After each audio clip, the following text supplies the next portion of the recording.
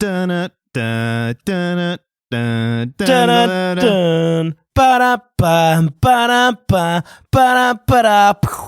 I just realised I'm not sure if we can leave this in or not for copyright, but Ba-da-ba-da. let's see what happens. Cue the music. I think that was the music.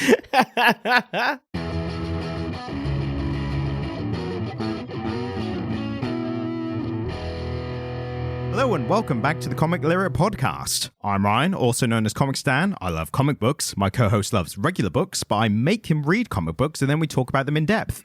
And with me, as always, is my aforementioned ornithological co-host. It's Jamie. Ornithological. So that is an interestingly related one to the subject because we are doing a James Bond comic this week, if you could not tell from the intro. But the reason I picked it is because apparently...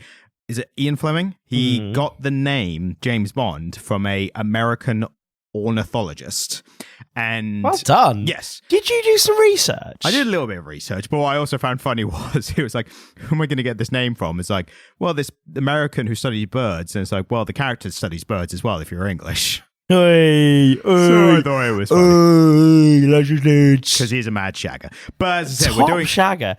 So this is one that, like, you say, oh, my co-host loves books. Specifically, I love the Bond books. They were one of my passions as a like sort of adolescent. To the extent that if someone says James Bond, you think of the books first rather than the films. Is that right? I've only ever seen... That's crazy if you're about to say what I think you're about to say. I've only ever seen 2 Bond films. I thought you were going to say none, and that was going to be even crazier. 2 is like... I saw close to Casino average. Royale and one of the Connery ones. Wow. Mush Money Penny. Wow, that is crazy. Like, most people, I think, have seen like a couple of Craig ones, of our age, at least. Yeah, so I had this conversation with somebody I work with today, because I mentioned that I was doing this, talked about the comic book for a bit. He went, "You've not seen any Roger Moore stuff?" And I was like, "No, I just love the books so much. Roger Moore's the best. I just love the books so much." And the books are quite different from the films. Yeah. Should we say... We're going to start off with a bit of our own personal histories with the James Bond franchise, and then we'll get into the comic book, because I think that's a good way to do it. So the thing that I love about the Bond books is that they are gritty, and they are raw, and they're of their time. Now... Yeah, I read recently there's like characteristics of James Bond, kind of a few prejudices in those original books. Super racist. Yes. There is one book, and I forget which one it is now, but Ian Fleming coins his own racial slur for people of mixed black and Chinese descent. That's dedicated racism right there. Yeah, there is a real dedication to racism. And just recently, a couple of years ago, I think we even talked about it on the podcast, there was a move by the people who own the rights to the Bond books to sanitize them and republish them. Right. With some of that stuff taken out. And you and I talked about censorship generally. Yeah. Censorship and the sanctity of literature. But the Bond books were really important to me as an adolescent. There was something about how gritty and raw they were. And they were some of the first adult books I ever read. We're talking, I was sort of kind of going into high school, sort of tail end of primary school, start of high school. This is what I was reading. I was reading Bond books and Terry Pratchett. And obviously Terry Pratchett is, they're books for adults, but there's something very adult about the themes in Bond. Yeah. And they are distinctly British. And they're written by somebody who had at least a cursory understanding of the British Civil Service and or the British Secret Service and the way it worked. And for me, from what I've seen of the films, they took a bit of a detour down like gadgetry and tech, which sort of made the films always really unappealing to me as compared to the books, except for that Daniel Craig reboot. So because Casino Royale is the first Daniel Craig film. Yes. But it's the first Bond book. And do you know why they didn't start with Casino Royale when they were making the films and why it took them so long to get to it? I think I've heard, but go on. There was a Woody Allen film called Jimmy Bond. There was a parody. Woody Allen made a parody of the James Bond book. Dr. No? Before Dr. No. Wow, that's crazy. So he met... Scandal noted, Woody Allen. Right. And Sean Connery, in fairness. Yep.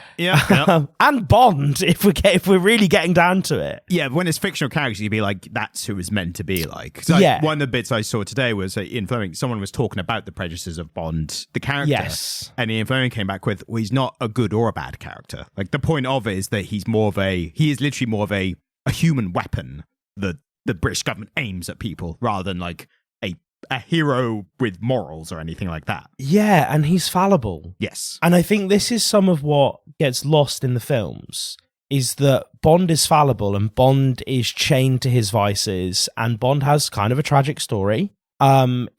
You don't really get much of it in the books, but he's an orphan. He's like a Scottish orphan. Who Scottish and Swiss. Yes.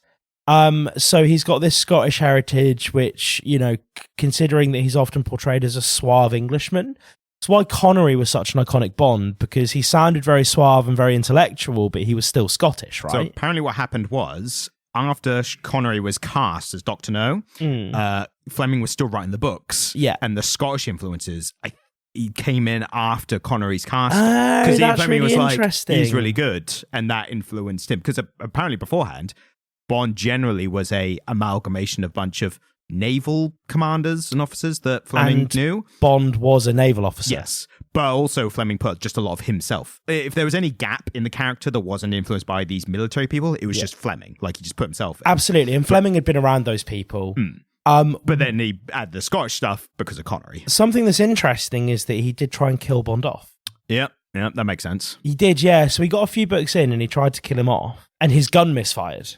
And he got killed. And he was originally using a Walther PPK, like an old revolver. And then, because Fleming wasn't super into guns. The Walther PPK, if I'm right, is the little one. It's not a revolver. It's a little, like, I don't know what the term is, but not a revolver. So he certainly didn't use a Beretta the way he did in the films. No. But essentially... No, he used the Walther PPK in the films. Does it? Yeah. So in essence, he was originally using a revolver. Right. And then that misfired. He was killed. Fleming wanted to stop writing, and his publishers were like, you know, these books are doing gangbusters, right? Like, you need to keep writing. Exact same thing happened to Sherlock Holmes. Yeah.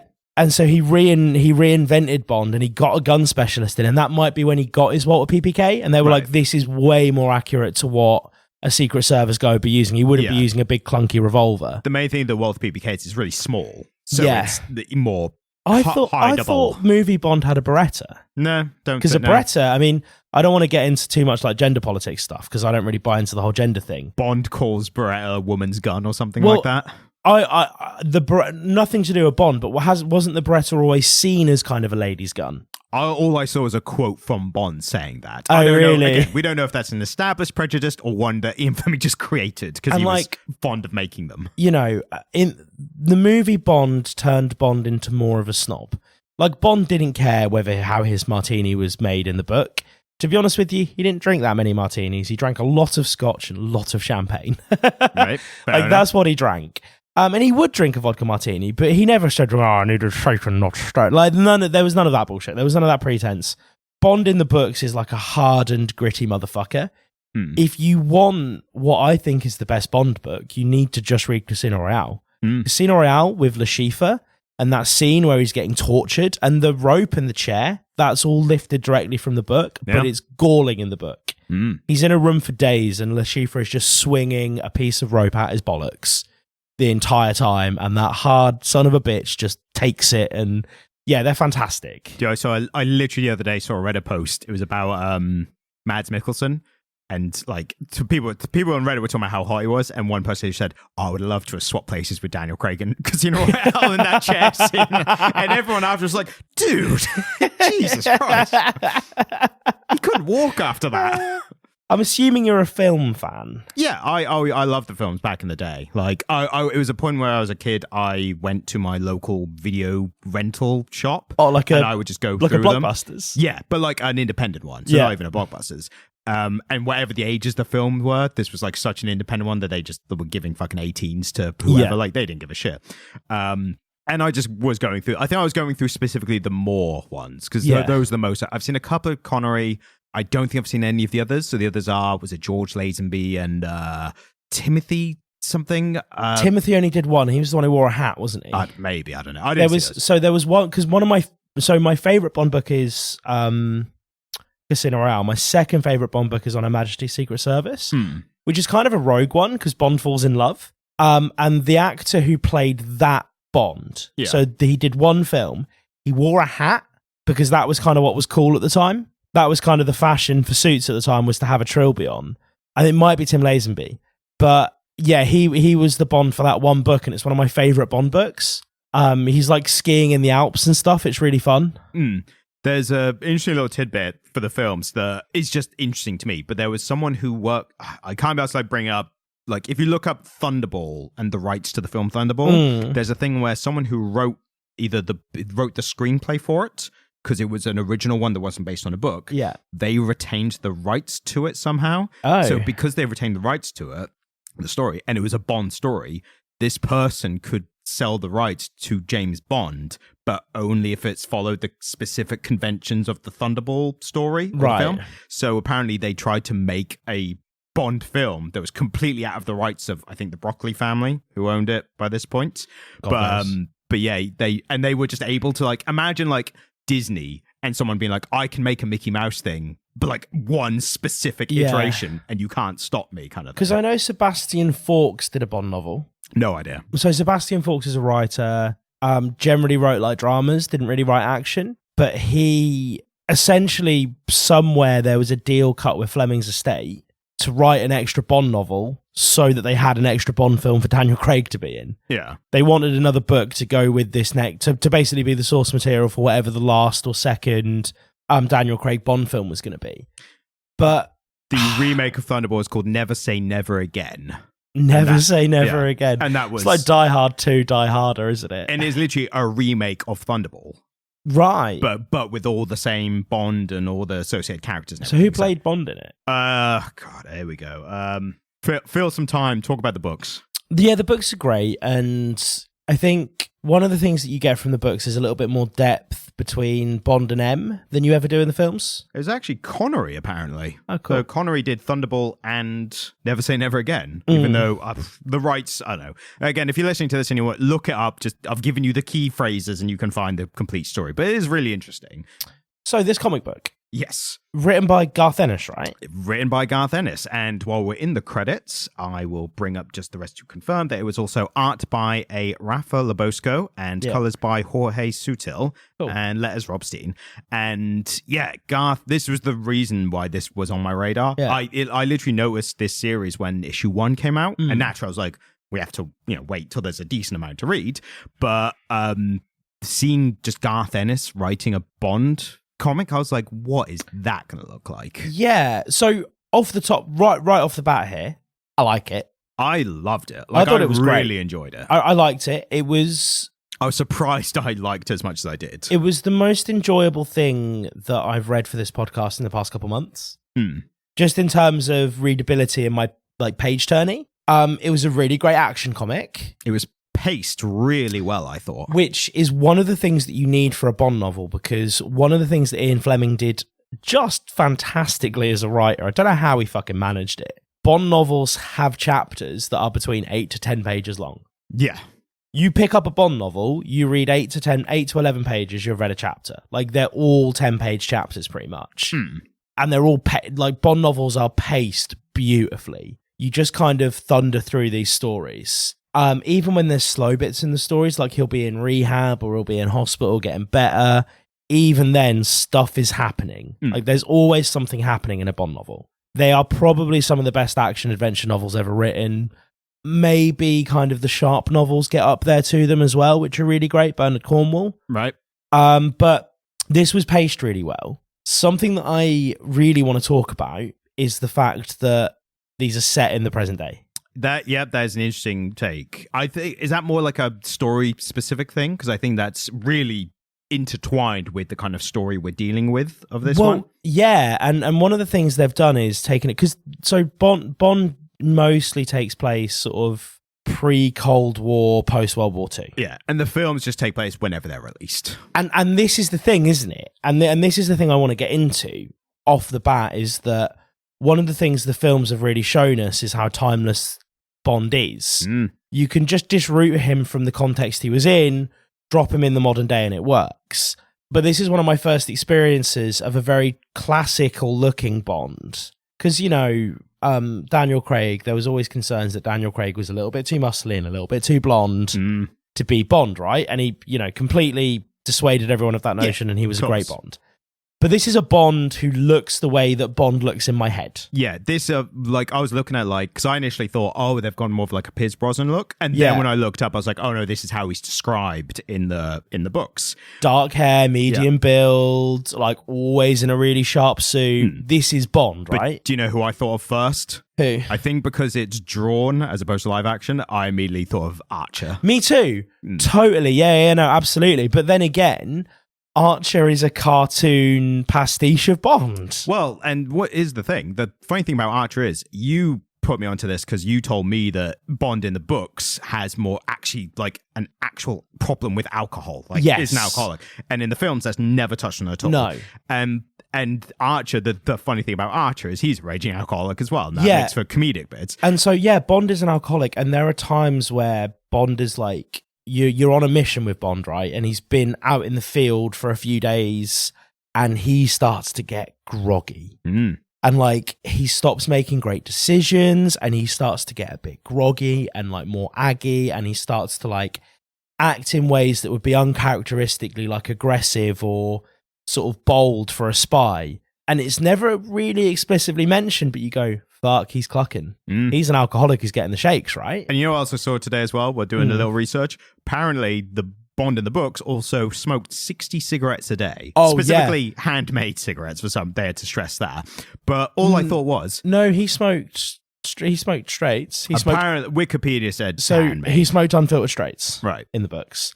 And there is a scene where he's in a rehab and he's trying to smoke less because they're like, oh, your tongue's furred, which is a term you'd hear a lot for like, you know, build up of shit on your tongue when you were smoking and not cleaning your teeth. And he'd be like going into CM and he'd light a cigarette and he'd be like, oh, the blasted third of the day because he's already on his third cigarette and he's only been up 20 minutes. You know what I mean? Yeah. Like Bond chain smoked and drank a lot. Yeah. Well, all I thought when I saw that was like, he is not chasing anyone, like not at all. Like that, you think of that chase sequence in Casino Royale at the beginning. It's like that would have been over in 2 minutes where he's just like,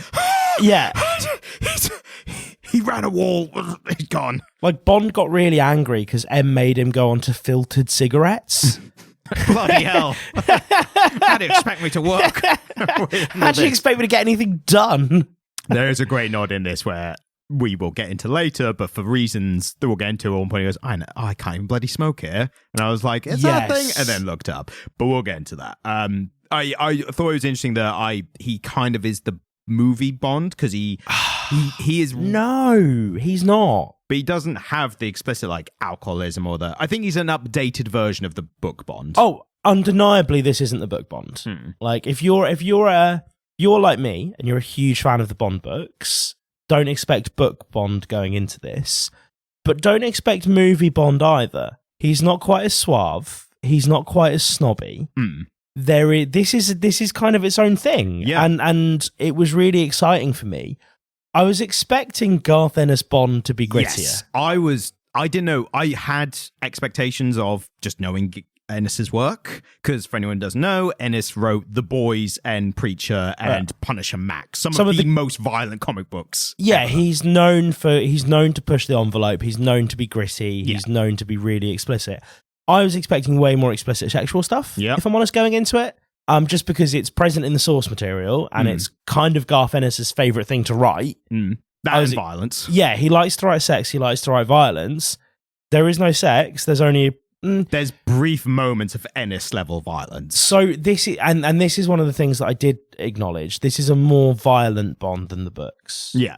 And that just had to be with an Ennis written Bond. It's like, you know, when Rick and Morty go and sell to that assassin, he's like, I just love killing. Yeah. That's this Bond. Well, he's just like a machine. Yeah. Like, he just kills without thinking about it. Because again, like I said, he's more accurately just a weapon that the government points to certain people and lets loose. Like, yeah. But so there's one specific bit that really, really tickled my soul. I thought there was a lot of funny bits, I thought. Yeah, there was one particular bit that really tickled my soul, and it was the moment I realised this was set in the present day. Yeah. And it's when he goes to visit that, because we don't see any phones, we don't really see much tech. This could be like a straight up and down 1960s Bond story. And then he stood on the beach with that former 00 agent, and the guy says, the things we do for Her Majesty's government, and Bond says His Majesty's, and he's like, oh yeah, I forget. Oh, bloody hell. Yeah, that for me, I was like, oh shit, we're in 2024. Exactly. Yeah, that was the exact moment. And then after that, we see them Bond on the phone and using a smartphone. Yeah. And it was a very clever twist, wasn't it? Yeah, because instantly after that, his car gets blown up and he has to get the bus, and then he's on the phone on the bus to Moneypenny, right? Yeah. But up until that moment, it wasn't really rooted in a time period. And I was like, fucking hell. I mean, when we talk about show, don't tell, right?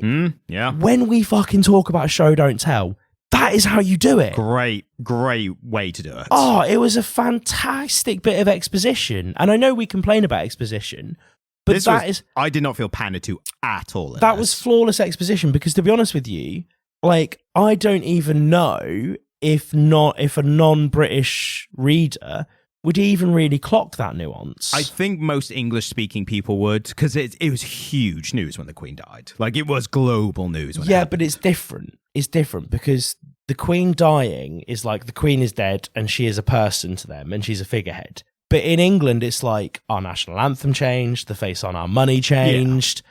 Do you know what I mean? Yeah, like, it was more every day for us. For everyone else, it's a tidbit of news, isn't like it? A bunch of things so imagine if in America, right, the change of the president meant that when you called the IRS, it had a different name. Yeah. Because now in England, it's His Majesty's Revenue Service, not Her Majesty's Revenue Service. Yeah. Like, do you know what I mean? And so that little nuance being the thing that rooted it in time and place was just so cool to me, and it really set the tone for how knowing it was. And I think the thing about Bond is that even though these were really fantastical stories, even in the books, they were really firmly rooted in the socio-political goings-on of Europe. And so they made constant reference to the war. They made constant reference to the tension between Russia and the UK, or the Russia and the West, which was leading towards the Cold War that happened later. Yeah. And this book is so firmly rooted in that, but also set now. Yeah. So clever. One thing I would say, but while we're still in kind of the broad overview of the comic series as a whole, the 6 issues, that I should mention earlier, it's only 6 issues.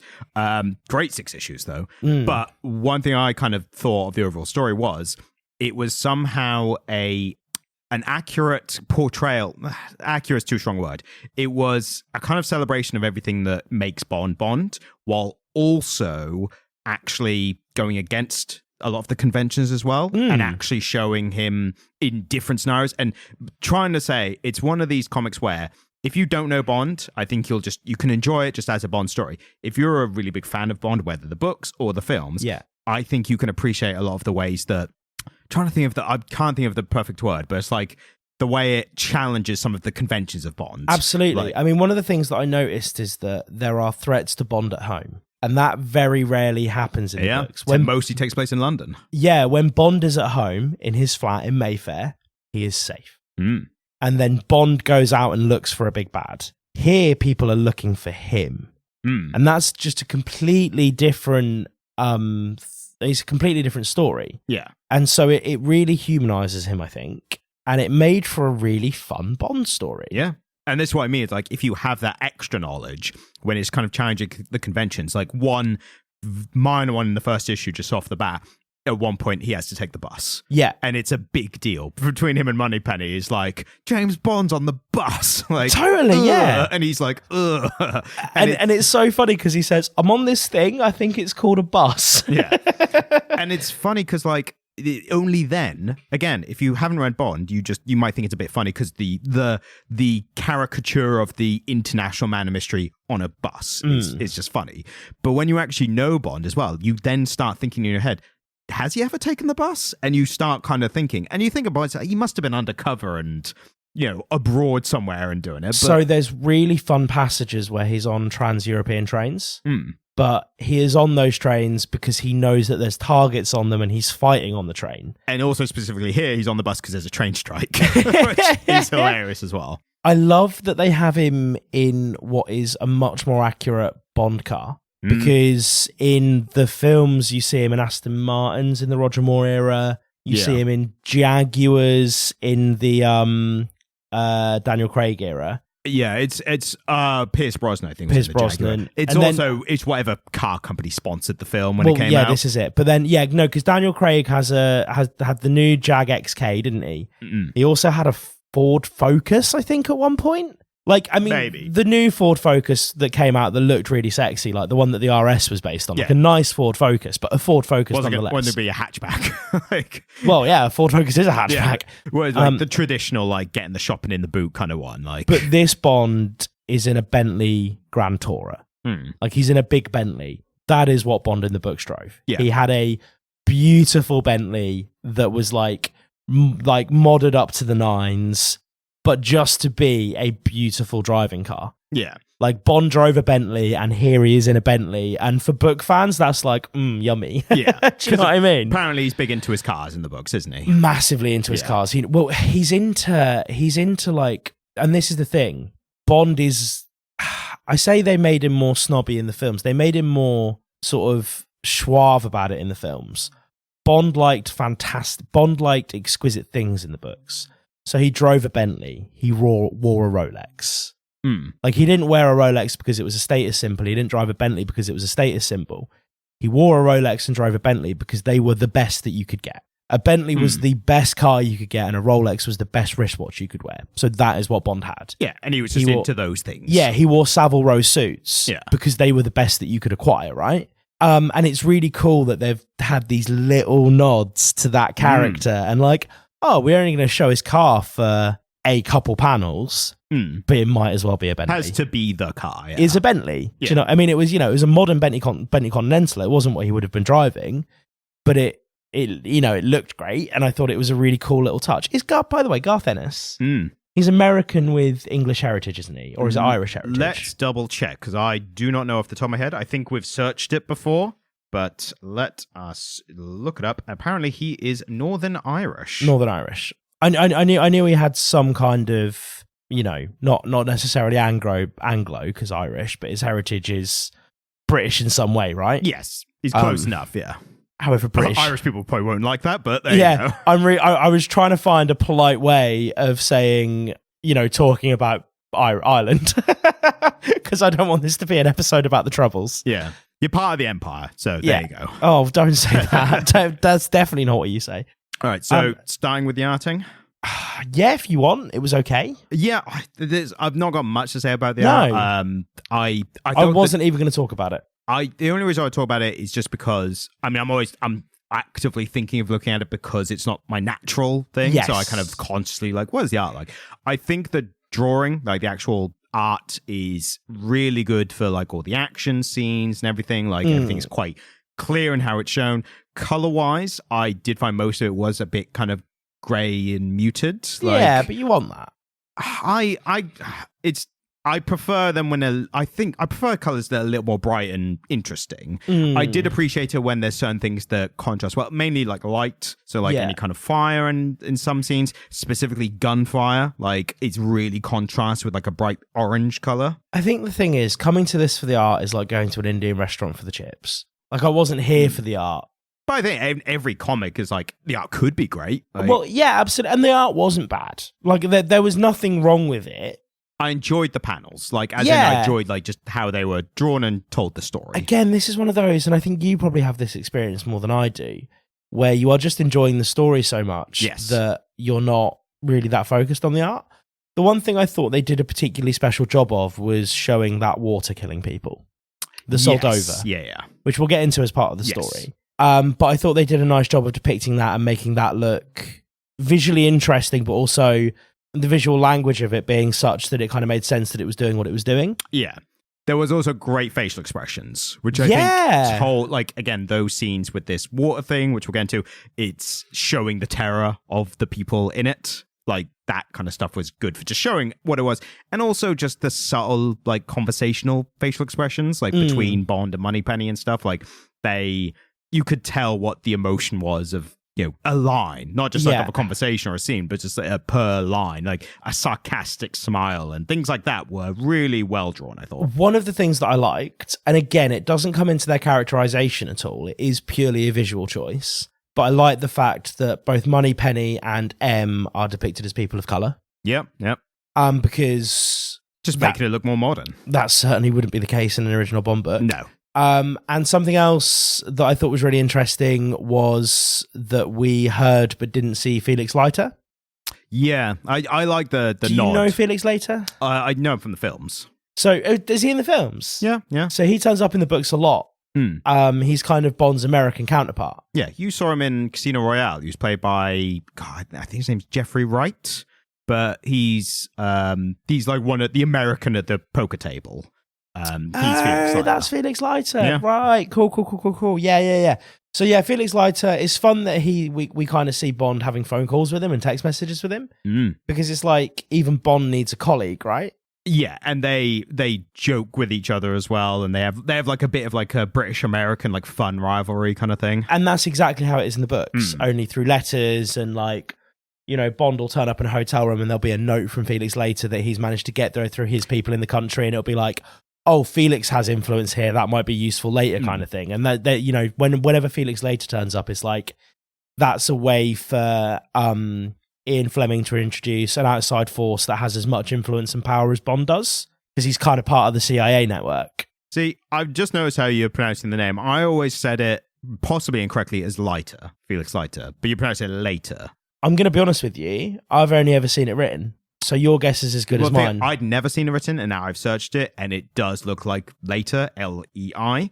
I think I've only ever, I assume, and I might be fucking Mandela affecting myself here, I thought they always pronounced it Leiter in the films. How am I pronouncing it? Later, which is what it looks like, written. right? Yeah. L-E-I-T-H. Yeah. So, yeah, probably Later, but I think both are acceptable. I think the books have probably bastardized it. They probably went, this film's going out to the entire world. They're going to know L-E-I. We call them louder, like America. Like, I think that might have been a thing. Potentially, I don't know. I mean, again, it's one of those that I've only ever seen it written. Yes. So I pronounce it the way that I pronounce it, but that's just where my brain went. Yeah, no, that's fair enough. So, on to the story. I think what would be good here. So I think this isn't a huge title. Like, this is relative to like some of the big super. Is this going to be an ongoing thing though? No, I think it's 6 and, well, unless Garth Ennis does another one. I think this is a limited series, and it's whether they make another, go with it or not. That sucks. Well, it's yeah. I really liked it. I mean, maybe they'll do another one. Like, because this had the title of, and I didn't read it earlier because normally there's not like a subtitle for a Bond thing, but it's called Your Cold Heart. Yeah. So kind of like the books of the films. It's a isolated story. Hopefully they'll do some more with the same, especially with Ennis again. They always had great titles. Yes. Dr. No from Russia with Love. On Her Majesty's Secret Service was always a favourite of mine. Quantum of Solace was a weird one. That was original, like that wasn't based on a book, I don't think. Yes, that's correct. Yeah, so that was a weird one. That one's a film that people like kind of shit on for not being as great, but also Craig and the director wrote it themselves in the middle of a writer's strike. So and this is it, isn't it? Again, it's one of those things that you take a really classic book series, make a bunch of films from it, run out of source material. There are going to be gaps once you start getting other writers in because it's not as cohesive. Yeah. But what I suggest is, because this might be not less known and people might be listening to this and not having read it and just want to hear, I think if we just talk about the first issue first, to try and give people like this is how good it is, stop here if you want to now read it. Because I think the first issue has a lot of stuff which just shows how good the entire series is. Yeah. Because there's a lot of the first issue is where you get the son like, oh, this is different to the books and the films or whatever. So Bond is called into M's office. And you're doing your overall story. Yeah. Yeah. And it is explained to him that a weapon has been stolen. It's a means of weaponizing water in such a way that you weaponize the water, it kills many, many targets, however many you can encase in water, and then the water dissipates. And so it's a silent killer. It's the weapon that everyone was trying to build. It's the ranged weapon that everyone's been trying to build. The British stole the initial idea from the Russians, have spent 50 years through the Cold War developing it. They've finally got it working, and then it's been stolen again. And specifically, the weapon is so good because it's just water afterwards. Yeah. So it's a weapon. It's a devastating weapon that leaves no trace afterwards. Exactly, yeah. And specifically, when we're talking about that, you're talking about things like nukes and stuff, which obviously irradiate and destroy the land that it's launched on. Yeah, or Agent Orange or Napalm. Like they all have catastrophic environmental effects, whereas this is a silent killer. Exactly. Which I thought was just a smart kind of like updated, like, yeah, that would be a really valuable thing, wouldn't it? Yeah. And again, this is where we kind of get that picture that this is espionage, it's all of the things you want from a Bond story. But that's kind of the first issue, isn't it? There's a lot of they get started in the mission. This is the first issues where they do a lot of stuff like revealing this 2024 and stuff like that. Yeah, because he then goes to see the 00 agent who stole this from the Russians. Specifically, having an older retired 00 agent. You don't meet many. None in the films. The closest you get is you meet another 00 agent, and I think they do another one in the Craig ones later on. But like a bit back in the day, it was GoldenEye had Sean Bean's character who was another 00 agent.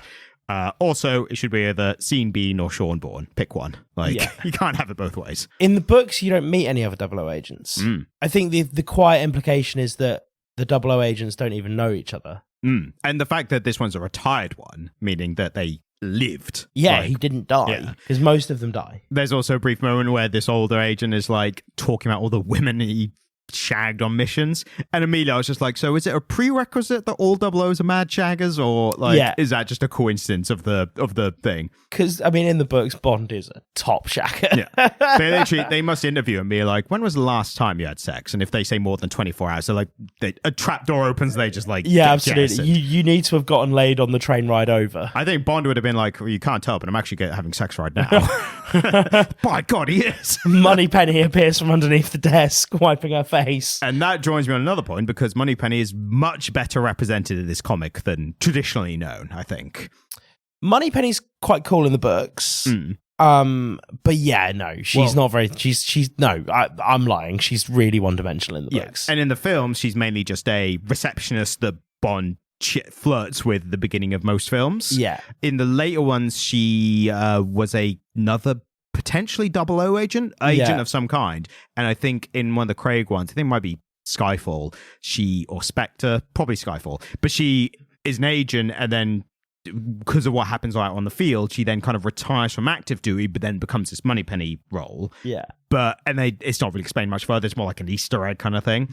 In this, I think there's a good in-between where she's not quite a one-dimensional receptionist, and she's not a full-fledged field agent. She's kind of like a mission liaison to Bond, which I think is cool and she has in later issues, she has a bunch of other stuff that happens to her as well. Well, she has a defined role. Yeah. But initially, she is like the point of contact for Bond, who is like giving the information, like knows what's going on. She's like very capable, like person to help him as he's mid-mission. And there is a point, because this is a spy book, where there is a mole. Naturally. It's always a thing in spy books. And he thinks M might be the mole for a hot minute. And so he says, right, you're my point of contact now, because you and I both predate the current M. And I was like, oh, that's cool. Like, he's thinking about this and everyone's thinking about this. Did you notice the reference to the Cambridge 5, the spy ring? Yeah, there was a reference talking about Cambridge and how the Americans thought of the British. So do you know about it? No, not at all. I mean, I do, but for the listeners. One of them, I'm going to look his name up. So it references the Cambridge 5. Mm-hmm. And obviously, the Cambridge 5 were a Soviet spy ring that formed amongst 5 Cambridge University students who the Kremlin got to, had on their payroll for a long time. They sold secrets. We're not sure how long they sold secrets for. It was at the very least between the 1930s and the 1950s. They discovered a couple of them at the time, and they all absconded and went, and a couple of them ended up in Russia. But here is a photograph of one of them. You'll notice who is he with in that photograph, Ryan? That the Queen? It's Queen Elizabeth II. Wow. Sir Anthony Blunt was one of the Cambridge 5, a spy for the Kremlin. He was the Queen's art advisor. He had a free. He basically had free passage in and out of the palace up until I think the 70s, maybe the 80s. Wow. He was an incredibly wealthy and very powerful man. And it would, if anyone's seen The Crown, this is a storyline in The Crown, but it is also true. It was so embarrassing for MI6 at the time that they weren't, The Crown weren't allowed to talk about and shout about the fact that they had a Russian spy in their midst.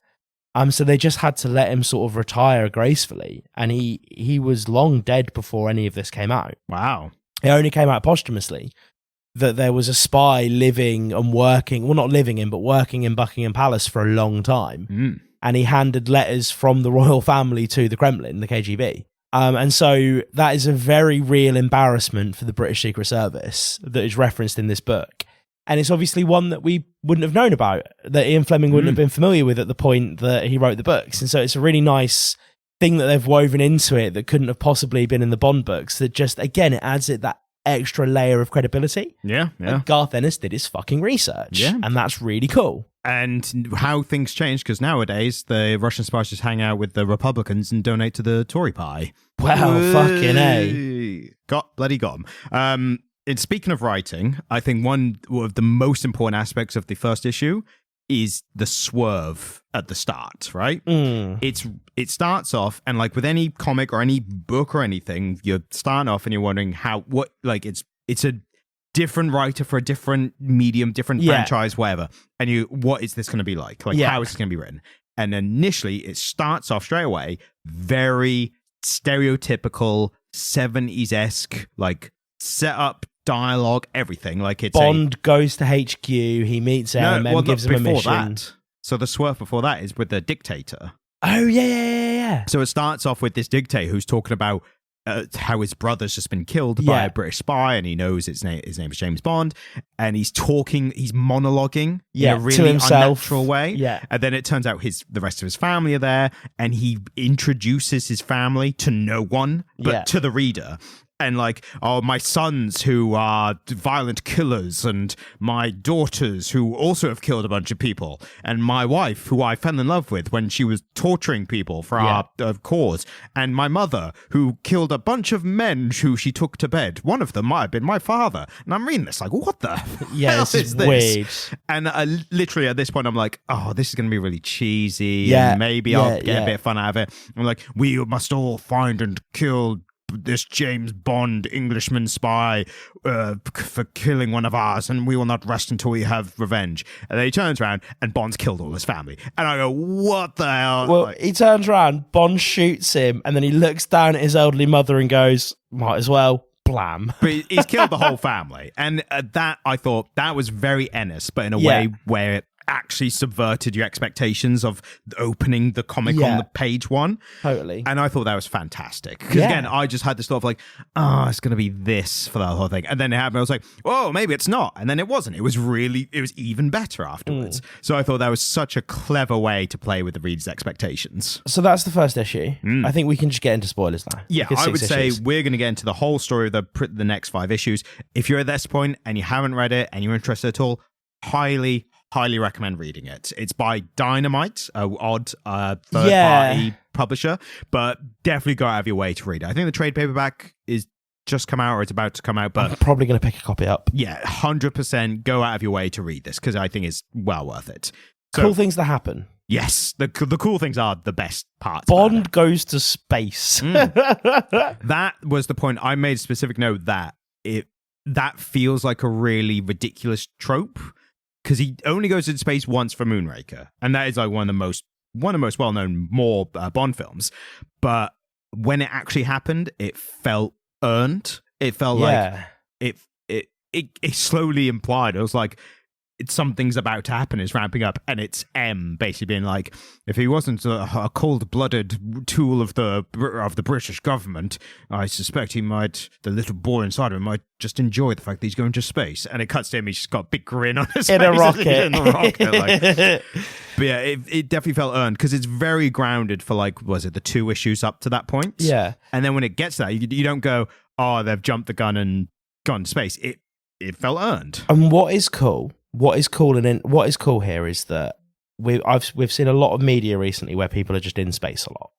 The Avengers films, do you know what I mean? Like normal humans going to space. But the first civilians just did a spacewalk this year. And we see Bond, a civilian, doing a spacewalk, right? Well, they fudge his credentials. Yeah, but make it out to be a in specialist. essence, he's not an astronaut and he's doing a spacewalk. Yeah. And it's like, oh, that's ridiculous. Oh no, actually, that is just possible now.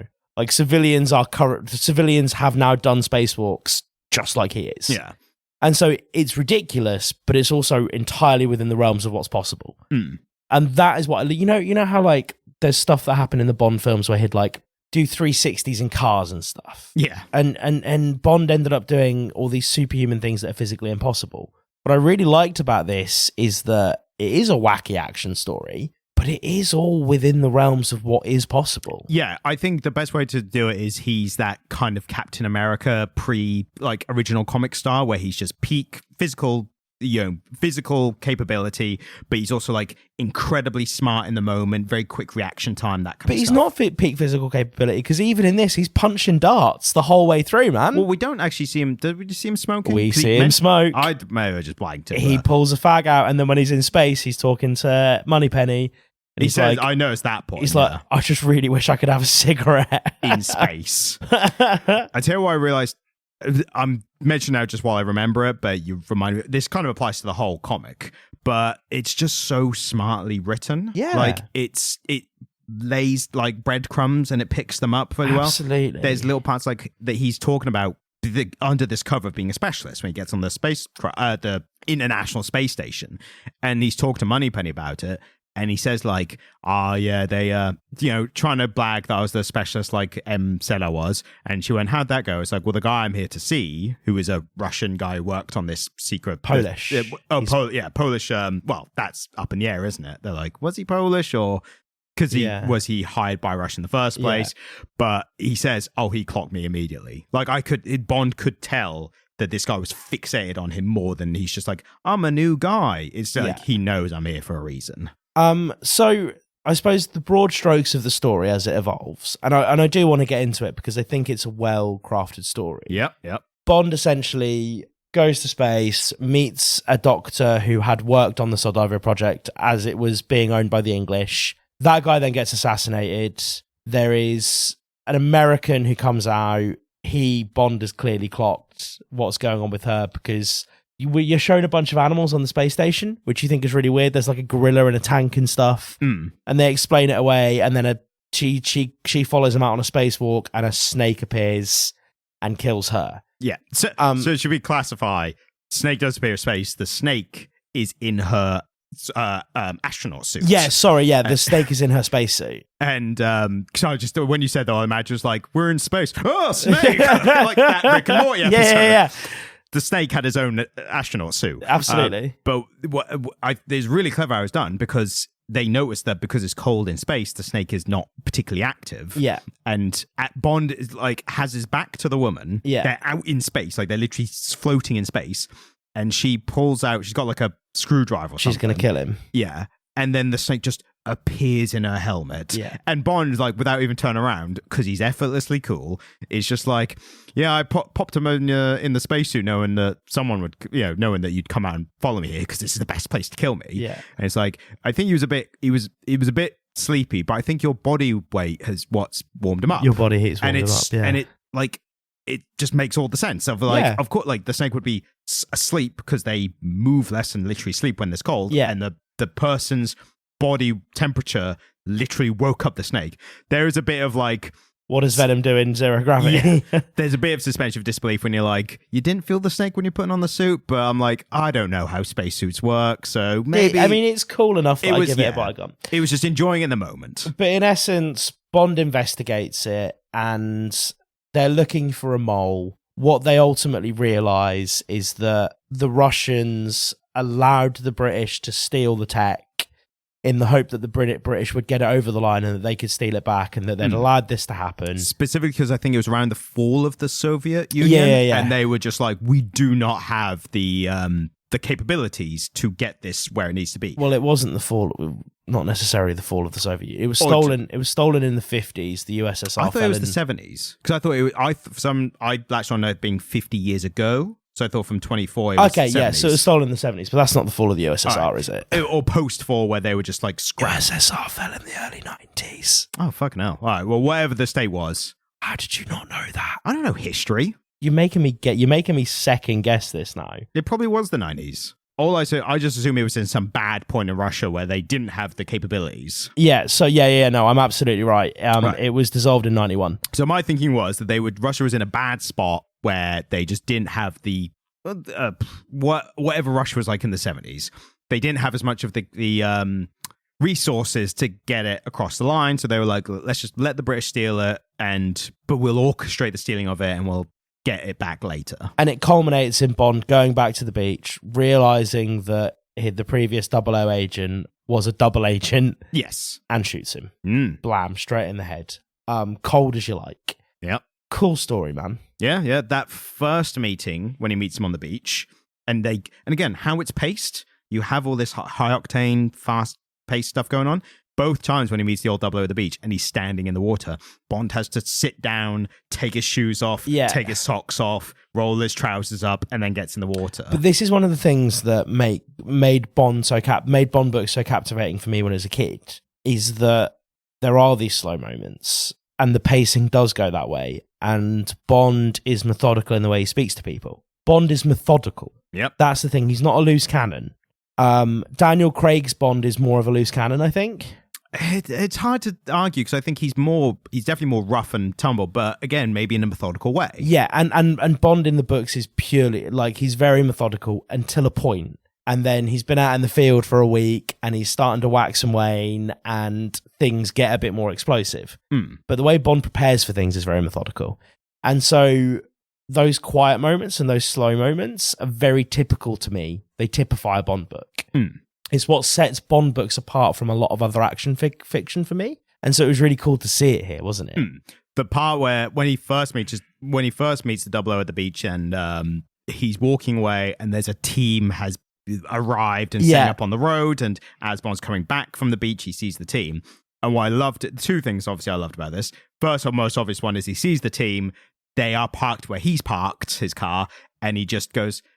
He sees the flash of the scope. The scope, the reflection of the scope, and his immediate reaction is, oh, for God's sake, oh, Jesus. Like, he's like, oh, really? Because he knows he's going to have to do what he does next. But also blow up his own car. He blows up the car, and that just kills immediately. And you're expecting, again, defying convention, you're immediately expecting what we do get later, which is like some big action set piece and a shootout or something. And a fist fight. Yeah. And Bond loves a fist fight. Exactly. And immediately just goes, blows car up. Yeah. Just kills everyone immediately. In Bournemouth. Yes. And the first part I noticed of like it being a proper Ennis story is the flash of it is the missing hand stump of one of the people. So I'm like, that's Ennis. Like, there we go. Like that little flash of That's pretty gritty, isn't it? But I just also appreciate how, again, he sees people who he obviously knows immediately are there to kill him or capture him or something horrific. And he just goes, oh, for God's sake. Like, I think what we realise now is that there's every possibility they weren't actually there for him. They were there to take out that 00 agent because they were worried he was about to tell Bond the truth. Potentially, but also I think the people they've established there are their hires. Yeah. They're not proper Russians. So and this is one of the things so him and Moneypenny have a conversation shortly after, and he says, oh, there's visible tattoos that I recognise as like British Airmen's tattoos that have been removed from these people. And he's like, so they must have been in a rush because they didn't send Russian lads over, they used local talent. Yeah. And I thought that was really cool. Again, local talent, that is more of a Britishism than an American expression. Oh, yeah. Yeah, he's British, yeah. But again, we have talked about Garth Ennis in the past not nailing British or Irish idioms, whereas he is here. He's making really good... I mean, in The Boys with Huey, who was Scottish. Yeah, but he didn't... Do you remember? Do you remember my whole tirade about him not really sounding Scottish? I thought that was about the woman in Deadpool. No, that was about Huey and The Boys. Okay. I remembered a tirade. I couldn't remember which character it was on. It happened both times. Right. I thought like Butcher being... well, I suppose there wasn't any Irish characters. Butcher was okay. Yeah. But Huey was not properly Scottish. And again, I've complained in the past about specifically Garth Ennis not getting this right, and he did get it right here, which was cool. Maybe because he's probably read the Bond books, and maybe that's like a... I reckon he'd listen to the podcast. Yeah, well, he's definitely a fan. This came out this year. Yeah, he's been listening since we started. And he was like, listener. Jamie, really upset that Jamie when I didn't get the British accent right, so I'm just going to nail it here. I mean, like, great British accent where at one point he goes, Christ on a bike, and I was like, that's classic. That didn't happen. No. But I do like... Fucking hell. He's like, bloody hell. Bloody hell, governor. Like, Bond, are you okay? Now I'm a fucking urchin. To be fair, he rarely gets a scuff until right to like near the end. But there's like the shootout with the proper Russian people. That is I like that slow build up of he notices people following him in a car window. Yeah. Chimera. He's like walking past and you see him spot it before we're not shown them until he sees them. Similar to Human Target. Yeah. I mean, Target, what's his name? Christopher Chance. Definitely a Bond-esque, but more noir detective kind of thing. Yeah, I mean, detective spy, there's not a lot in it, is there? No, but that shootout is like proper Ennis violence with guns, so it's not as violent. But there is a part where he is jumping off, he's doing a bit of parkour off like some stairs. So he's like, like a spiral of stairs, like square spiral. He's just jumping in the space in between. And the last part is he jumps foot first onto a henchman's head and crushes it, and the eye comes out, which is pretty cool. And that was my second. That's Ennis. Yeah, there he is. But for the most part, it is good writing that I'm now associating Ennis with after this. But it's the violence. I'm like, there he is again. This is people are going to say this is sacrilege. After Preacher, this is my favorite thing he's done. That's fair. I like The Boys. My problem is that because the TV show was better than the comic, that's kind of skewered my. The comic's also aged like fine milk. Oh yeah, it's aged horrendously. One thing I do need to read by his is Punisher Max. That's always talked about. I love a lot of little details you were saying earlier about the conversation between Bond and Felix, which is happening before this gunfight. There's one little bit where they're kind of chummy about all this stuff, and one of them says about, oh yeah, because we stole it as well or something, or stole it from other foreign scientists. And he specifically says, one of them says, oh yeah, from the Nazis, right? I mean, we've all done it. And I was like, that's very like intelligence history kind of stuff, isn't it? Absolutely. I mean, again, this is as close as a story about sort of, the geopolitics of 20th century Europe can get to being accurate without being true. And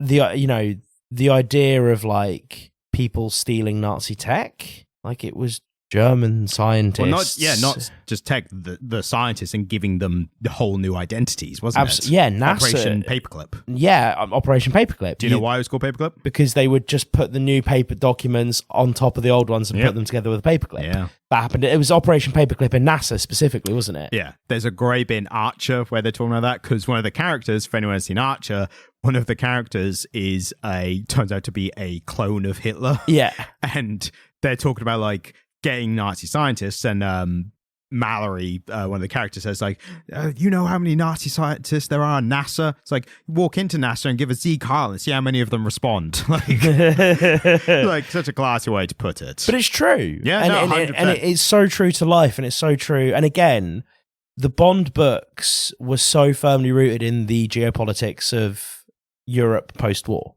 Like, I think that's one of the things that made those stories so interesting, is that Ian Fleming had a senior position in some kind of national service. He was either in the Navy or the Air Force, or maybe even in Her Majesty's Secret Service. Like he was involved somewhere. Yeah, I would look up. I can't be asked. It's how he had such a rich understanding of it all, and so it was really firmly rooted in that. And I think that's one of the things that has been lost a bit, because a lot of the films focus on like crime syndicates and stuff like that, whereas this goes right to the core of what Bond was. It's like government to government, international instances. Espionage in the late 20th century, mid to late 20th century. Governments lying to their own allies about what they're doing and all that kind of stuff. And there's so many little interesting tidbits to come out of it. Do you know about the Russian maps of the UK? No idea. I do, but for the listener. So British cartographers in the late 90s and early 2000s, traveling in Europe, started finding specifically people traveling in post-Soviet Union Europe, so bits of Europe that were USSR, would find these fantastically intricate maps of the UK that were far and beyond better than anything that was coming out of the UK. And they were maps of the UK that Russian spies were making. Right. And to the extent that I've seen images of them side by side with the British maps from the time. And the British maps show like, you go into like a wharf or something, like a big industrial area, and it just kind of gives you a rough topographical diagram of what the coastline looked like. Whereas the Russian maps show you all the buildings and where the roads were and where everything was, because they were making maps basically in preparation for an invasion. In the 20th century, during the Soviet Union, the Russians had a shitload of KGB spies who lived and worked in the UK, and just spent their time mapping England. And then the British were like, "Can we have those?" Well, really no, because again, they just sort of started turning up in like bookshops and stuff in former USSR Europe. And people started getting a hold of them, and that's when we started to learn what they actually were. So I was like, bloody hell, these maps are good. Like, look at the author page. It's like, Sergei. Sergei Rosmanov. Quite literally. I know him. He lives down the road. There's so many funny stories that come out of spying. Like, there was one, a couple of German spies got caught during the war because they got dropped next to a train station, and they tried to get onto a train. And they tried to pay for it with a £50 note. And obviously, this is during the war, right? So everyone's fucking brassic. Back then, there would have been like easily £100, maybe £1,000 worth, like for inflation. £1,000, yeah. And obviously, you know, they wanted to drop them with the largest denomination of money they could because they could only carry so much. But you've got this geezer turning up on a train trying to pay with a 50 with a faint Russian accent, and you're like, or German accent, and it's like, I don't think you're English, sunshine. Look, sorry to do this, Hans, but I think we got to question your legitimacy here. Bond, just bang. So, back to the comic. Yeah. The one part I really enjoyed, and mentioned this a bit earlier, but the depiction of Moneypenny.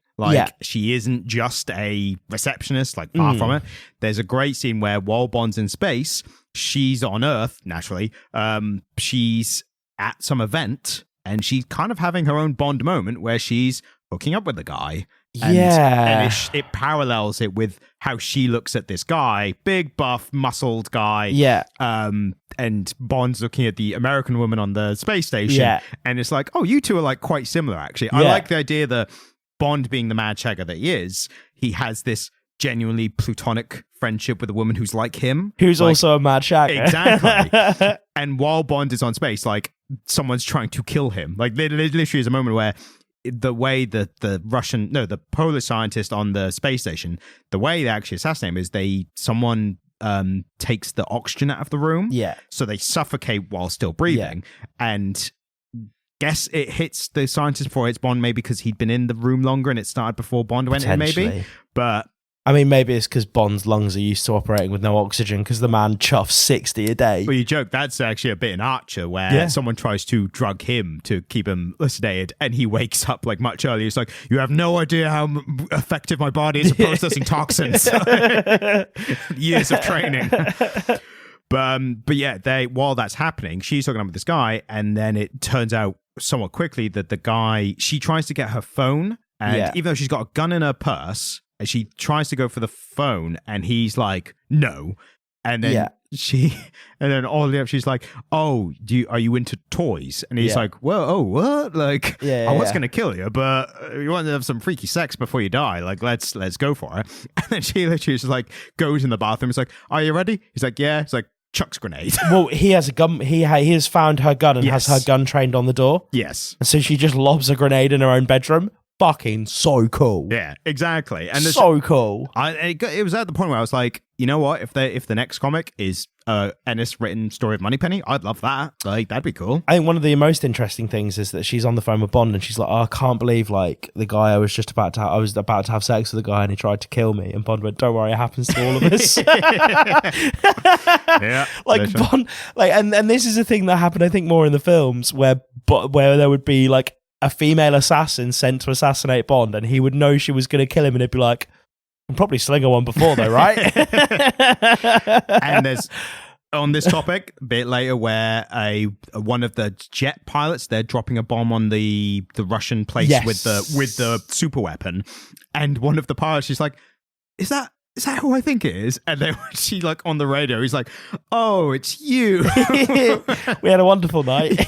and then Em and Moneypenny on the comms, they're like just eye roll like, oh, for God's sake, like, of course it is, like, naturally. Trying to think of what other bits, because again, there's so many little bits that I think contribute to this being such a good comic, which we're not going to get to. Yeah, I mean, again, you know, we could spoil every finer detail for you. But I think the fact that often there'll be a comic that one of us likes, and we'll go through and like, typically you will have a lot of notes of small details that you found really interesting. Yep. we have both come away from this with a huge list of finer details from 6 issues. Yeah, and for something that's so well paced, it has that space for the finer details in it. And again, I think this speaks to less is more because there's not a lot of dialogue here. There's not a lot of dialogue. There's a lot of dialogue in certain scenes where I think it's appropriate, like Bond being briefed by M. There's a lot of exposition there because that's an exposition scene. But it's yes. So there are moments of exposition, but they're done well. They fit everything. There's no fat. There's none of Bond's internal monologue where he says, "Oh, well, actually, I think that this guy." I think the previous 00 agent was actually also a double agent, and I'm going to go and see him now. There's none of that interior monologue bullshit. Him being on comms with the Moneypenny is a great tool for that. Yeah, and we've identified this in other comics, haven't we? If you part of the creativity of writing a good comic, there's the shortfall of not with a book you don't have inner monologue because part of the prose, and in a film you can do all other stuff or have a narration. With the comics, it's literally you can't tell too much, so you have to come up with the ways to tell without telling. Yeah, and it's all done so well. It's very succinct. There's no excess fat here. There's nothing that I would trim out of this. There's not a single scene. There's not a single panel that I would cut out of this comic. I definitely There's only a couple more points I want to make just because I like these so much. One is that there's one particularly smart bit of story Go for it. And it's the red herring of M. Yeah, really clever. I was reading this, I was like, I love when characters are smart and it's not overly played. There's a lot of smart characters in modern fiction, Sherlock, the modern Sherlock is a prime example. It's I'll just go into my mind palace and find this detail from years ago or whatever. Man, I could sit and talk to you all day about the Sherlock Holmes books. There's a great, in terms of the modern series now, there's a great H-Bomber guy video about it, which really kind of breaks it down well. Yeah. But with the M red herring, it's so good where Bond, it's a clue showing that M is the mole. Yeah. And Bond goes, maybe I was meant to find that clue. Yeah. And they're just immediately backtracking on it and thinking out from all aspects and then trapping kind of people. And then what we see is Bond being perceived through the scope of a gun, tying M up in his own apartment and beating him up. And then the people are like, yep, cool, we've got him. They go in to deal with Bond, and M and Bond are both there with guns trained on them. And it's that's so fucking rad. Yeah, great part. And they build that suspicion of M from issue 1. Yeah. They start building in that suspicion of M where Bond says stuff like, oh, we both predate the current M. And then it's only at the point where Bond starts to realize that actually this goes way further back than any of them, that he's like, oh, it can't be M. Because this conspiracy starts in the 50s or the 60s or the 70s or whenever the Soldova weapon was stolen, right? Yeah. And so, I agree with you. That was such a cool scene. And I think the way they chose to portray that, showing it from a distance through a window was just a really nice touch. Because it was I don't often see that kind of shit in comic books. And to tie in with another point I was going to make, ties into that, is you feel a lot of some of the Bond kills are very standard Bond kills. He's in a big firefight and he's just killing a bunch of people. Yeah.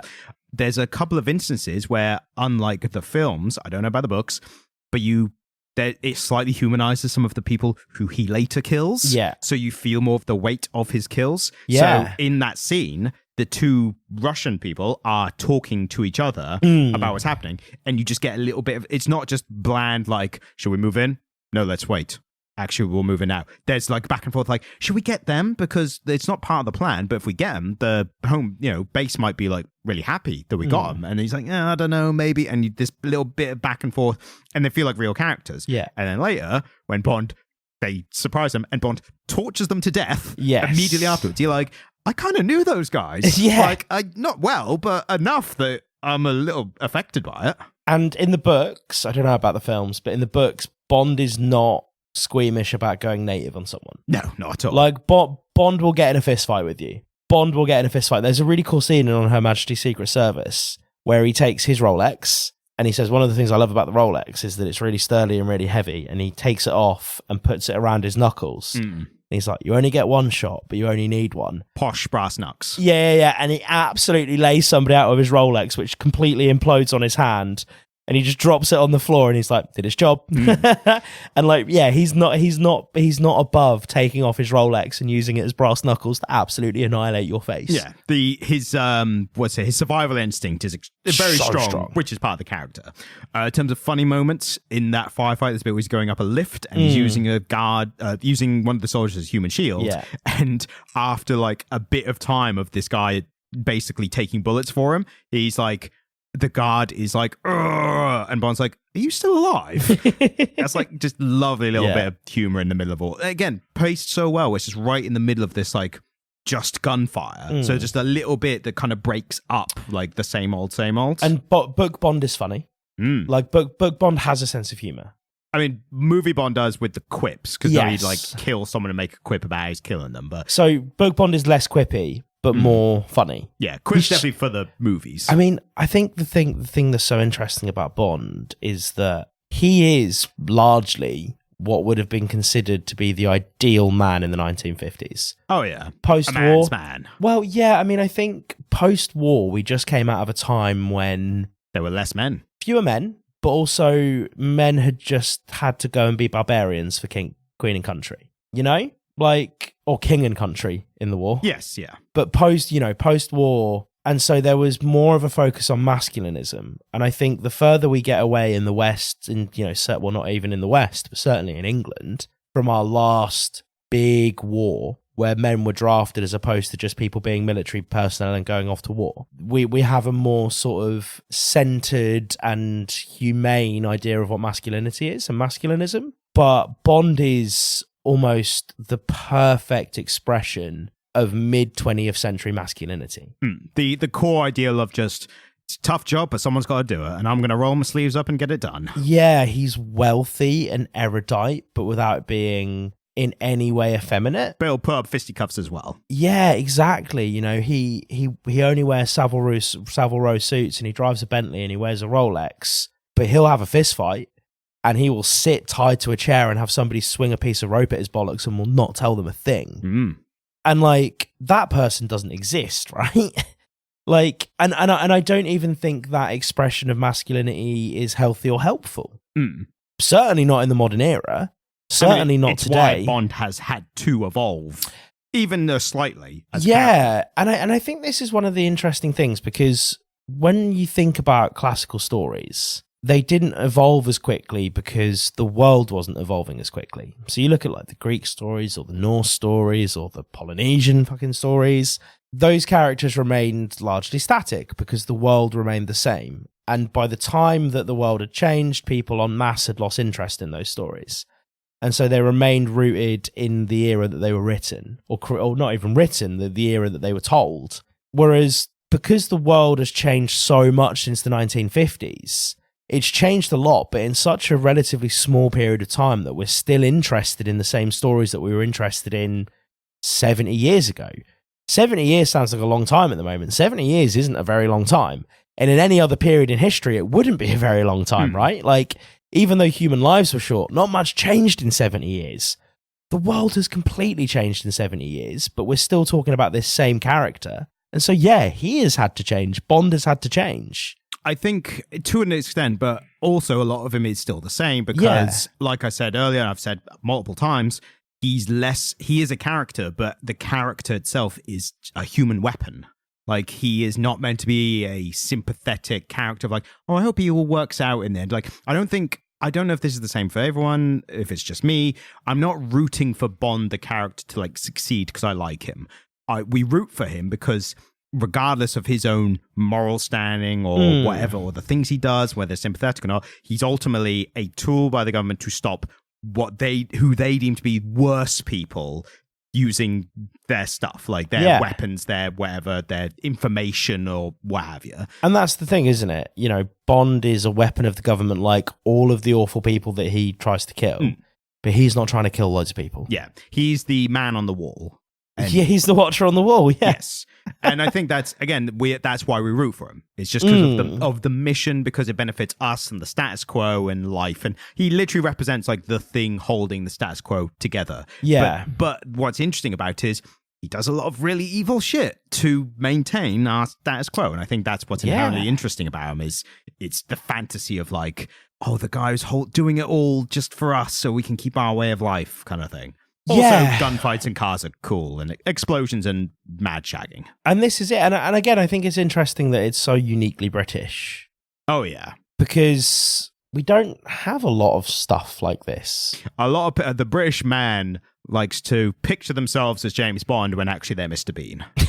Yeah, absolutely. I think that's the quintessential male British perspective. So true, isn't it? Like, really, we all just have terrible teeth and smoke a lot. You think you're Mr. Bond, you're actually Mr. Bean.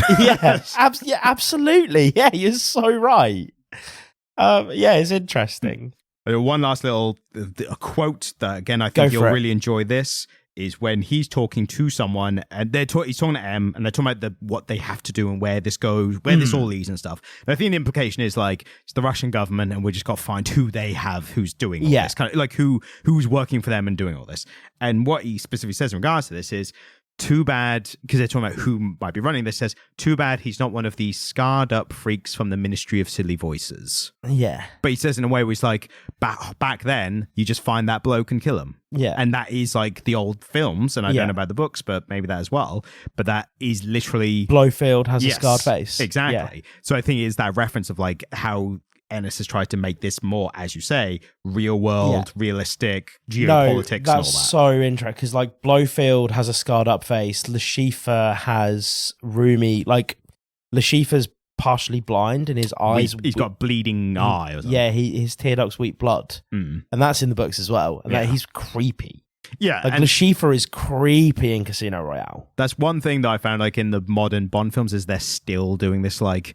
The Bond villain is a scarred up, disfigured genius, mastermind. And it's like, does he have to be scarred up every time? Yeah. Like, it just, because it got, like, I remember the last one had, can't remember his name, the actor's name, but he played Mr. Robot. But the trailer came out when he was the Bond villain, and they showed him with a mask and then covered up a scarred face. And I was just like, again? Like, are we still doing this? Is this a requirement still? Like, every single time? Like, I get the Le Chiffre one was a little more interesting. Like, it was a disfigurement, but it was like a very unique one. The weeping blood was like such a powerful image in itself. Yeah. But it just got to a point where it's like, he's got a scarred face. Like, his face is fucked up. And it's just like, what? Why? Is that important? Is that relevant now? Like, why are we still doing this? So, yeah. Also, these were those antiquated ones of like, the protagonist looks really cool and handsome, and the bad guy is really scarred and ugly. Side note, the guys who made...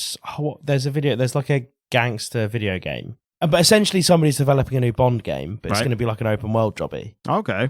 That's amazing if it comes out well. Well, there's a rich heritage of Bond games being bloody brilliant. I mean, the main one is GoldenEye. But isn't it special? Yeah, it's one of the best games of all time. Weird that it doesn't control like any other FPS. Have you played it recently? I did not play it back in the day. I only played it in more recent years because of having friends. Literally, like, we had a game night, and so I was like, let's play GoldenEye. And I was like, I've heard about it, but I haven't played it. Immediately, you can only move forward and turn. You can't turn on the spot. I think that was it. And immediately, I was just like cack-handed, like, I can't do this. Well, it's one of those things that the conventions of FPS followed stuff like Duke Nukem and not GoldenEye.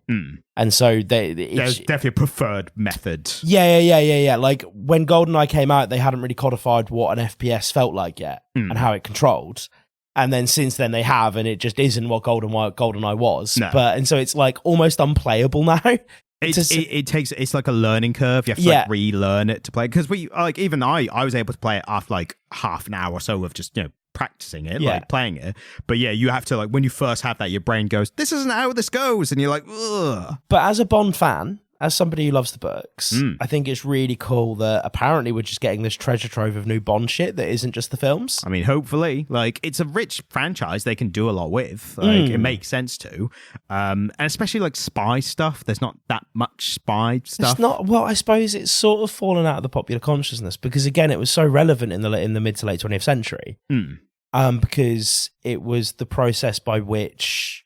One of the processes by which Russia and America played out this Cold War that they were having was through espionage. I think the problem is real world spies are meant to look like everyday people. Yeah, they wouldn't be quite that handsome or quite that like. Well, one of the things I heard about the criticism of Daniel Craig was it was like, I wonder who the spy is. It's like a hulking man in a suit that's 2 sizes too small and ridiculously handsome. It's like, you're kind of at a place there. And it kind of plays into, again, big fan of the Archer cartoon, and that plays into the whole stuff. Like, not only is he ridiculously good looking and athletic and stuff, that constantly plays on the tropes, and one of them is the fact that he keeps introducing himself as the world's greatest spy. Yeah. And people are like, are you that good a spy if you're telling everyone you're a spy? Well, Archer's famous for being a spy. That's the everywhere he goes, they're like, oh, you're Archer, and he's like, yeah. And he's like, yes, I am. Like, I'm willing to. There's also a great thing where I was saying earlier about the cigarettes and like how he can run. The running joke in Archer is that even though he's like ripped and muscled and he never works out. He's like, I've never been to the gym ever. Like, I've never worked out. And it's just like, you obviously Bond is like, oh, I smoked 60 cigarettes a day and I just ran a marathon. It's like, you can't do that. Yeah. Like, people can't do that. We know this. And there was one of them that took place on like a Caribbean island. The Caribbean, I mean, Ian Fleming retired to somewhere in the Caribbean, I think maybe Jamaica. And there's one where he's doing a lot of swimming and like just lots of stuff that would require him to have a really low resting heart rate and really big lung capacity. It's like, that geezer smokes 3 packs a day. That's not happening. Yeah, not at all. But Ian Fleming loved a cigarette. Ian Fleming smoked like a fucking train. Well, like we said, if there was a characteristic that wasn't covered by one of his naval office friends, it was just Fleming. Yeah. To his like taste in cigarettes and like and cars and watches and stuff. Wine and watches. Yeah. Exactly. So overall, I think blew expectations out of the water for this. Contender for the best contender. This is going to be a contender at the end of the year, Ryan. Absolutely. And we're coming up close on that. So we've got that's awful, isn't it? But yeah, ultimately, if you've listened to us talking about it and you still haven't read the comic, there's loads we haven't touched on. Like, there's loads of little details and stuff which I think are well worth the read. Big guy at the end, he stabs through the mouth, and then one of the other guards laughs at the guy because he can't talk. And little bit. It's great. So great. It's great. It's really great throughout.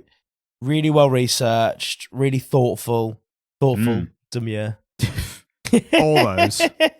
all those things that would. I realised you're not on TikTok, so you probably don't get what that means. Heard of it. I've heard of people complaining about it. Like, that was my first experience of it. And I was just like. Oh, well, sounds interesting. Young people are having fun. That's what they're matters. having fun on the internet. Yes. And who are we to judge them? People are talking about, like, you remember people talking about when Skibbity Toilet was first happening, and people our age were like, bloody young people, like, this it doesn't make any sense and blah blah. It's like, well, shit that we were watching on YouTube in 2005, man. Back in our day, it was Newgrounds, and it was like the Badger video and Salad Fingers and stuff like that. It's like complete bullshit. Salad Fingers is high art. Salad Fingers and Devo are high art, but like, you know, the Harry Potter one with the bomb. No, I didn't see that. Snape. Severus I heard Snape. That one, like Ron Weasley. We watched a bunch of bollocks. And the thing is, the whole Skibbity Toilet thing is based on like Gary's Mod, which is a game that we were all playing back in the day anyway. Yeah, it's how they made it. Yeah. There is an interesting subplot in all the Skibbity Toilet stuff of like modern mainstream media versus like amateur internet stuff. And it's like that kind of hasn't it escalated to the point where there's like huge mech suits having a giant war at this point? I think so. I for my sins, I have not stayed up to date on Skibbity Toilet. So. No, me neither. And again, though, it's one of those things that young people are always going to enjoy dumb shit because they're young and they haven't developed their taste yet and they're just exploring. Specifically shit that is not liked by older people. Yeah. It's their own thing then. The problem is that we're all in the same room. Do you know what I mean? Like, culturally speaking. So, you know, my parents probably watched me in the 90s watching Pokemon and went, that's fucking weird, and wandered off to another room and did something else. But now their stuff is starting to turn up on our feeds. It's the equivalent of like our parents sitting down at 7 o'clock on a Saturday night to watch the telly and Pokemon popping up in the 90s. And so it's like yeah, like the stuff for younger people is always going to seem a bit weird to the generation that preceded them, but now we're all seeing it. Yeah, we're seeing more stuff. Everyone's seeing everyone else's stuff because of the internet. Yeah. But even then, it depends what areas of the internet you're on. Like, I'm on Reddit, so I see everything on Reddit. Like, yeah, it bothers me when I see Gen Z and millennials and Gen Z kind of getting on at Gen Alpha. And it's like, just fucking leave them be, man. Because do you know what? At a certain point when we're old, they're going to be the doctors that are looking after us and the politicians that are making decisions about our lives. Like, they are the generation that are going to look after us when we're old, right? Yeah. Be nice. Like, sir, I have to examine your giat. And you're like, Bomber clock. So, before we end, should we go to reading room book corner? Yeah, I'm still reading Hotel Avocado. It remains excellent. I'm going to be entirely honest with you. I actually, in preparation for this, did a dip test on my old Bond books. Okay. So, yeah, when did we decide to do this? Like yesterday, 2 days ago, I think. Yeah. So I read some excerpts from like Dr. No and Casino Royale, and I kind of went, I should probably reread some of those. So I think the next things I'm going to be reading are going to be some Bond books. Okay. So kind of circling back on this one then. Yeah, I'm not 100% that I actually read all of them when I was younger, so I might try and like complete my collection and do them in order or something. Fair enough. I said last week I was about to start the series from last year, Gods by Jonathan Hickman. And I started it and I was like, this is really like over the top grand space stuff. Like they're not great. Well, it starts off with almost like gods, like it's about like different gods, like aspects of reality and how they have human avatars who kind of work on their behalf and all this really over the top grand stuff. And I start off like, I'm not sure how I feel about this. It's very out there. It's not grounded at all, which Hickman's good at that stuff. But I was like, I don't know. And I kept reading it. And then by issue 8, where it ends, I was like, this was amazing. Right, like, so you sucked loved it. Me in. Like it starts off with like the end of the world, and I'm like, this is a Marvel thing. It's not the end of the world. Like, obviously not.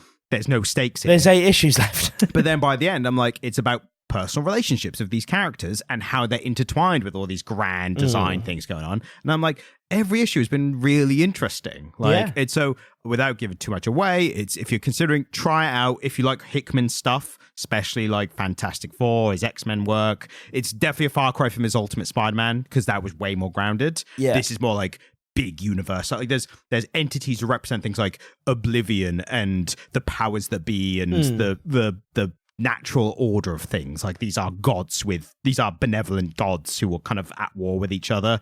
So it's all that kind of stuff. Yeah. So that's cool. I mean, so those are our recommendations for the week, essentially. Yeah, try it out. Read Hotel Avocado by Bob Mortimer, maybe try some Bond books, and read John Hickman's Gods. Yes, exactly. Awesome. All right, so that is it. Take us home, you man. Well done. You correctly identified my gender identity. The internal dialogue of like, do I go harsh or like normal? Harsh. Can you try it again but go harsh? Well, yeah, harsh is a standard. Take us home, you son of a bitch. Oh, I love it. Thank you so much for listening. If you want to discuss the episode amongst yourselves, we have a Facebook group where you can do that. There's some cool stuff on there. Go have a look. It's the Comic Literate Podcast on Facebook. If you want to send us an email, you can. It's at comicliterate@gmail.com. And leave us a review. Make it 5 stars, make it personally offensive to Ryan or I, and you might even get it read out on the podcast. And also, if you've heard any dog snoring, that's because there was dog snoring. Oh, there's a dog snoring next to me. Yes. Right, that's it. Thank you, bye. Thank you, goodbye.